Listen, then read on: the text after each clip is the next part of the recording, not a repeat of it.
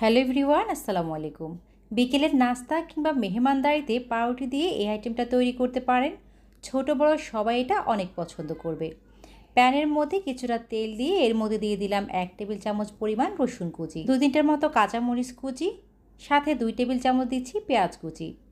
পেঁয়াজের সাথে 1/4 চা চামচ লবণ দিয়ে দিচ্ছি। এখন এগুলোকে 1 মিনিটের মতো ভেজে নিব। পেঁয়াজ আর রসুনটা যখন সফট হয়ে যাবে এই পর্যায়ে হাফ কাপের মতো দিয়ে দিলাম মুরগির মাংসের ঝুড়া। রান্না করা 2-3 টুকরা মাংস ছিল, হাঁটা ছাড়িয়ে মাংসটা দিয়ে দিলাম। পেঁয়াজের সাথে মাংসটাকে কিছুক্ষণ ভেজে নিব। ভাজা হয়ে গেলে 1 টেবিল চামচ দিয়ে দিলাম ময়দা। ময়দাটা দেওয়ার পর আবারও 1 মিনিটের মতো এটাকে ভেজে নিব। এবার এখানে 1 কাপের মতো দুধ দিয়ে দিলাম। দুধটা আগে থেকে জাল করে নেওয়া আছে। এখন চিকেনের সাথে দুধটাকে মিশিয়ে নেব। দুধটা যখন চিকেনের সাথে মিশিয়ে আঠালো হয়ে যাবে তখন দিয়ে দিলাম ধনেপাতা কুচি। হালকা মিশিয়ে নিয়ে 1/4 চা চামচ দিয়ে দিলাম গোলমরিচ গুঁড়া। দিয়ে নেড়ে চেড়ে মিশিয়ে নেওয়ার পর চুলা থেকে এটাকে নামিয়ে ঠান্ডা করে নেব। এবার এখানে 1 টুকরো পাউরুটি নিয়েছি। এর মধ্যে কিছুটা টমেটো সস দিয়ে এটাকে এভাবে ছড়িয়ে দিতে হবে। এরপর মাংসের পুরটা থেকে কিছুটা পরিমাণ এর মধ্যে দিয়ে এভাবে স্প্রেড করে দিব। এবার এর উপরে আরেকটা পাউরুটি দিয়ে হালকা করে চাপ দিয়ে এটাকে সেট করে নেব। তো এভাবে একটা তৈরি করার পর মাঝখান বরাবর এটাকে কেটে নিতে হবে।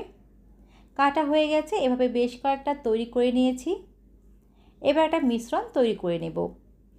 এখানে 1.5 কাপ বেসন নিয়ে নিলাম, সাথে হাফ চা চামচ লাল মরিচ গুঁড়া, সামান্য হলুদ গুঁড়া আর হাফ চা চামচ দিলাম লবণ। দিয়ে শুকনো উপকরণগুলোকে মিশিয়ে নিব। মেশানো হয়ে গেলে অল্প অল্প করে পানি দিয়ে একটা মিশ্রণ তৈরি করে নেব। অল্প অল্প করে পানি দিয়ে মেশালে মিশ্রণের মধ্যে কোনো প্রকার লাম্পস থাকবে না আর মিশ্রণটা অনেক মসৃণ হবে।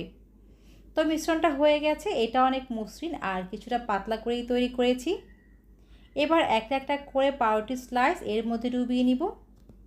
এরপর সরাসরি গরম তেলের মধ্যে এটাকে দিয়ে দিতে হবে। তেলটা ভালোভাবে গরম করে নিতে হবে। এরপর মিডিয়াম ফ্লেমে রেখে এগুলোকে ভেজে নিব।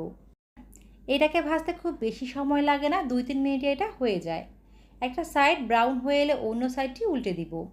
এরপর পছন্দ মতো কালার করে এটাকে ভেজে নিয়ে তেল ঝরিয়ে উঠিয়ে নিব। একদমই সহজ একটি রেসিপি আর খেতেও অনেক বেশি মজার হয়। খাওয়ার পর 2-1টা মাংস প্রায় রয়ে যায় আর সেটা খাওয়া হয় না, ফ্রিজে পড়ে থাকে। তাই এই মাংস দিয়ে খুব সহজে বিকেলের নাস্তা তৈরি করা যায়। তো রেসিপি কেমন হয়েছে অবশ্যই কমেন্টস করে জানাবেন। আজকের রেসিপি নিশ্চয়ই আপনাদের পছন্দ হবে, তাই রেসিপি দেখে ঝটপট বানিয়ে নেবেন। আজ এ পর্যন্তই। ভালো থাকবেন সবাই। আল্লাহ হাফেজ। আসসালামু আলাইকুম।